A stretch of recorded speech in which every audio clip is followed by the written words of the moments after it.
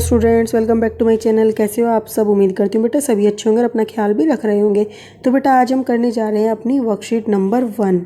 Okay, और ये आप देखकर सोच रहे होंगे वर्कशीट नंबर 1 कैसे आ गई। तो बेटा ये वर्कशीट नंबर 1 इसलिए आई है क्योंकि आपकी सब्जेक्ट वाइज जो है वर्कशीट स्टार्ट हो गई है। ठीक है, एक तो आपकी जनरल वर्कशीट आया करेगी और एक आपकी क्या आया करेगी, सब्जेक्ट ही वर्कशीट। तो डेली 2 वर्कशीट आया करेंगी, 6th की, 7th की, 8th की, सबकी। पहले तीनों की एक आती थी। ओके, तो ये 8th की है बेटा, 8th क्लास की वर्कशीट है आपकी और इंग्लिश सब्जेक्ट की है। ठीक है, वर्कशीट नंबर 1 है और 7 तारीख से आपकी स्टार्ट हुई है सब्जेक्ट की। तो चलिए स्टार्ट करते हैं। इंग्लिश की वर्कशीट है जिसमें आप आज पोएम में पढ़ोगे the ant and the cricket. ठीक है, तो इस पोएम को पढ़ोगे जो कि आपके सिलेबस से है। ठीक है, आपका सिलेबस भी स्टार्ट हो चुका है क्योंकि बच्चे पूछ रहे थे सिलेबस कब होगा, तो वो भी स्टार्ट हो चुका है। तो फर्स्ट क्या बोला है बेटा, read the sentence given below and tick 1 option applies to you. तो आपको ये नीचे 3 दिए गए हैं सेंटेंस, इनको पढ़ना है और आपको ये देखना है आपके ऊपर कौन सा अप्लाई होता है। ठीक है, यानी कि आई complete my work on time, क्या मैं अपना काम जो है टाइम पर कंप्लीट करती हूँ या करता हूँ। ठीक है, हमेशा करता हूँ, कभी कभी करता हूँ या कभी नहीं करता हूँ। तो जो भी आप करते हो ईमानदारी से उस पर लगा देना। I plan my task and activities, क्या मैं अपने टास्क जो मुझे करने हैं अगले दिन या आज करने हैं वो प्लान करता हूँ या नहीं। तो करते भी हो तो हमेशा करते हो, कभी कभी करते हो या बिल्कुल नहीं करते। When I work I get distracted, या फिर बेटा जब आप काम करना स्टार्ट करते हो तो आप डिस्ट्रैक्ट हो जाते हो। तो हमेशा होते हो या कभी कभी होते हो या बिल्कुल भी नहीं होते हो। ठीक है, तो जो भी है आपकी बात है वो आप अच्छे से लिख देना इसमें। अब नीचे बेटा पोएम दी गई है, given below is a poem about an ant and the cricket. तो बेटा क्रिकेट और आंट के ऊपर ये पोएम है। तो आंट तो जानते हो चींटी होती है, क्रिकेट क्या होता है, झिंगुर। ठीक है, झिंगर जिसको बोलते हैं तो वो होता है, ये दोनों के ऊपर है ये आज। तो इसमें क्या है, एक मिनट मैं इसको थोड़ा छोटा कर लेती हूँ। ठीक है, तो इसमें क्या बोला, the cricket span the summer singing and playing. तो जो क्रिकेट होता था, झिंगुर होता था, वो क्या करता अपना सारा जो समर का टाइम होता है उसको गाने में खेलने में बिता देता था।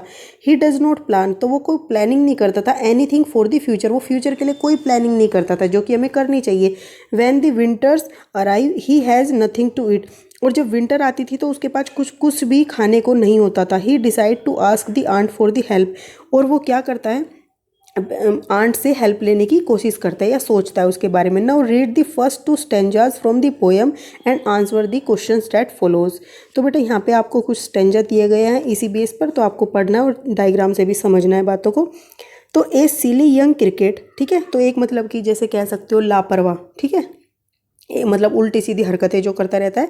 तो a silly young cricket accustomed to sing, मतलब कि वो हमेशा क्या था, सिंगिंग का एक तरीके से शौक था उसे, तो सिंगिंग गाना गाने में लगा रहता था हमेशा। ठीक है, through the warm sunny month of gay summer and spring, मतलब कि पूरी गर्मियों में, पूरी मतलब कि ये सनी टाइम होता था जब उसका गर्मियों का, या स्प्रिंग का, वसंत ऋतु होती थी, इस तरीके के इस टाइम पे जो भी उसका नॉर्मल डेज होते थे विंटर को छोड़ के, उसमें वो ऐसे मस्ती करता रहता था। ठीक है, began to complaint when he found that at home, और वो फिर क्या करता है, कंप्लेंट करना शुरू कर देता है जब वो पाता है अपने घर पर हिज कबर्ड वाज एम्प्टी। ठीक है, मतलब कि उसकी जो अलमीरा है वो बिल्कुल खाली है। एंड विंटर वाज कोम, और क्या है, ठंड आ गई है।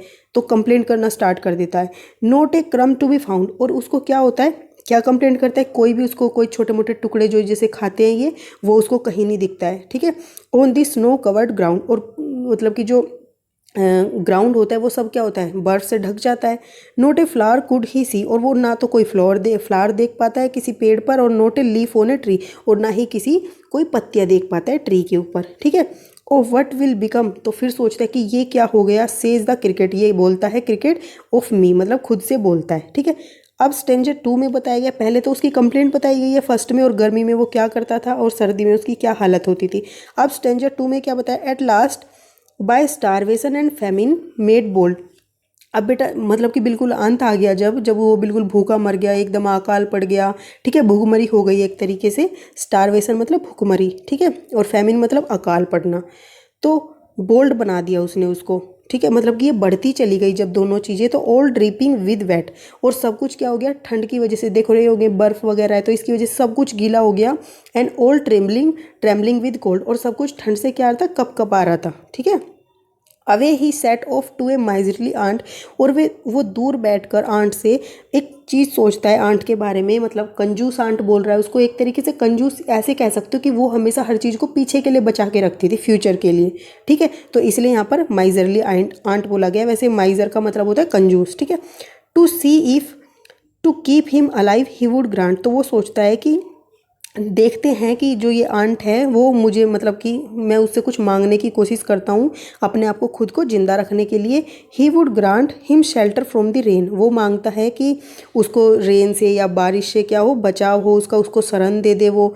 And A mouth full of grain, और कुछ थोड़ा बहुत मुट्ठी भर खाने को दे दे, ठीक है, या पेट भर खाने को दे दे।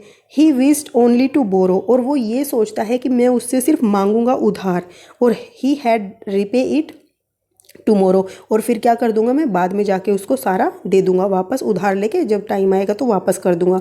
इफ़ नॉट, अगर वो ऐसा नहीं करते, वो नहीं देगी, तो he must die of starvation and sorrow, अगर वो ऐसा नहीं करता है तो क्या होएगा, वो भूखमरी से और दुख के कारण मर जाएगा, ठीक है। तो ये इसकी कहानी बताई गई थी, और इससे हमें क्या मिलती है बेटा शिक्षा इस पोएम से, कि हमें हमेशा आगे की प्लानिंग करके चलना चाहिए, अपने फ्यूचर के बारे में भी सोचना चाहिए, और ठीक है कुछ बचा के भी रखना चाहिए, हमेशा हर चीज़ को साथ के साथ ही ख़त्म नहीं कर देना चाहिए, ओके। अब जैसे कि आपके पेपर आएंगे तो आपको पहले से ही तैयारी स्टार्ट कर देनी चाहिए, ये मत सोचो कि पेपर आएंगे तभी स्टार्ट करेंगे, अपना पढ़ते चलो रेगुलर। अब फर्स्ट क्वेश्चन क्या बेटा, name the two characters in the above stanza, तो दो करेक्टर्स के नाम बताने, कौन कौन है, तो बेटा एक क्या है, आंट है, ठीक है, और दूसरा कौन है, क्रिकेट है, ठीक है। तो आप ये लिख दोगे। फिर why did the cricket complaint, तो कंप्लेंट क्यों कर रहा था वो, कोई भी एक ऑप्शन ढूंढना है आपको। There was no food in his cupboard, तो बेटा यही आंसर सही है, बाकी नहीं है, ठीक है। तो वो क्या था, उसके कंप्लेंट इसलिए कर रहा था, कुछ भी खाने के लिए नहीं था उसके अलमीरा में। फिर थर्ड क्वेश्चन क्या बेटा, find 3 words from the first stanza associated with the summer and spring, तो आपको 3 वर्ड्स ढूंढने हैं फर्स्ट स्टैंजा से जो कि क्या है, समर और स्प्रिंग से रिलेटेड हो। तो बेटा कौन से 3 वर्ड्स जो समर से रिलेटेड थे फर्स्ट स्टैंजा में ढूंढने हैं आपको। तो आप यहाँ से, एक तो क्या होता है, वोम होता है, सनी मंथ होता है वो, ओके, तो आप इस तरीके से 3 वर्ड्स लिख सकते हो। स्प्रिंग होता है, तो ये आप लिख देना फर्स्ट स्टैंजा में से। अब नेक्स्ट है बेटा कि फाइंड 2 फ्रेज या lines from the first stanza associated with the start of winters, तो कोई भी 3 ऐसी लाइन बतानी है जो स्टार्ट होती है विंटर तब ऐसा होती है हालत, तो आप ये इन तीनों में, चारों में से कोई भी लिख सकते हो। ये नहीं बेटा, फर्स्ट स्टैंजा में से मतलब कि नोट ए क्रम टू बी फाउंड, मतलब कोई खाने को नहीं मिलता कुछ भी, सब जगह बर्फ़ ही बर्फ़ होती है, कोई फूल वगैरह नहीं दिखते, नई पत्तियाँ दिखती, कोई भी 3 आप इसमें से लिख देना फ्रेजेस, ठीक है। अब आपका 5th का आंसर बेटा, what help did the cricket ask from the ant, तो वो कौन सी हेल्प मांगता है क्रिकेट आंट से, तो कोई एक ऑप्शन बताना। मनी मांगता है, नहीं। वोम क्लो, गर्म कपड़े मांगता है, नहीं। वो क्या मांगता है, फूड खाना मांगता है, और शरण मांगता है बारिश से बचाने के लिए, ठीक है, या सब कुछ ठंड से बचाने के लिए। 6th है बेटा, find 2 words from the stanza 2 that are related to the shortage of food, तो बेटा 2 वर्ड्स बताने आपको जो कि क्या हो, भूखमरी, देखो ये हमने फर्स्ट लाइन में ही पढ़े थे, जो कि भूख से रिलेटेड थे, ठीक है, या शॉर्टेज से रिलेटेड थे, तो भूखमरी हो गई और अकाल हो गया, तो स्टारवेशन और फैमिन आप यहाँ पर लिख दोगे, ठीक है। उसके बाद बेटा क्या है, from the second stanza right the rhyming words for the rain, तो राइमिंग मतलब कि जैसे रेन, एन की जैसे ये आ रही है ना आपको साउंड, पीछे राइम आ रही है, इस तरीके की रेन के साथ क्या आएगी बेटा, यहाँ से आपको देखना है। देखो रेन के साथ यहाँ पर क्या आई थी राइमिंग, ग्रेन, तो आप ग्रेन लिख दोगे। फिर नेक्स्ट में बेटा टुमोरो बोला है, टुमोरो के साथ बोरो, तो ये आपकी सेकंड में है, ये फर्स्ट में आएगी ग्रेन।